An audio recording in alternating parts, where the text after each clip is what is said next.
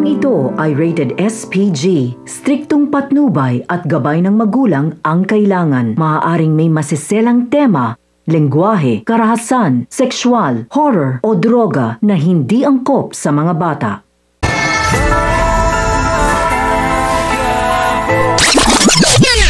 Habang papauwi si Tanggol galing sa bahay ni Rhoda ay sinabi ng isa sa kanyang kaibigan na huwag umunong mag-alala si Tanggol dahil sa oras na makita nila si Rhoda ay gugulpihin nila ito para madala.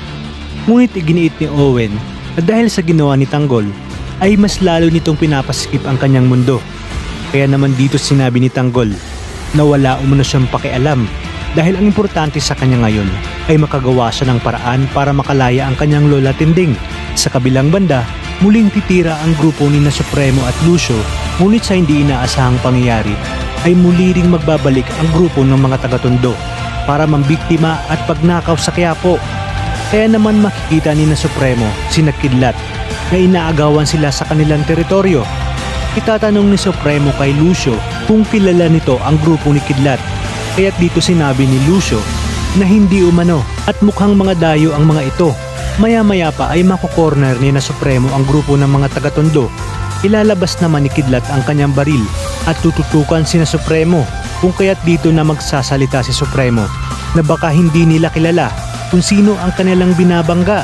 Sasabihin naman ni Lucio na ang Quiapo ay para lang sa mga taga-Quiapo at hindi umano maaaring dumayo sa kanila ang mga dayo. Kinabukasan ay susugod agad si Rhoda kay Colonel Suarez para sabihin na inutusan ni Tinding ang mga kalalakihang nanggulo sa kanyang bahay. Kaya dito sasabihin ni Tinding na talagang sagad sa buto ang kawalang hiyaan ni Rhoda. Palihim namang aalis si Santino sa kanilang bahay para ibigay sa kanyang kuya Tanggol ang kanyang bag at natirang pera sa ninakaw ni David. At dahil kulang na nga ito para ipangpiyansa, ay nagpasa si Tanggol na muling tumira. Dito na kaya magkukrus ang kanilang mga landas ni na Supremo at ng grupo ng mga taga-Tondo.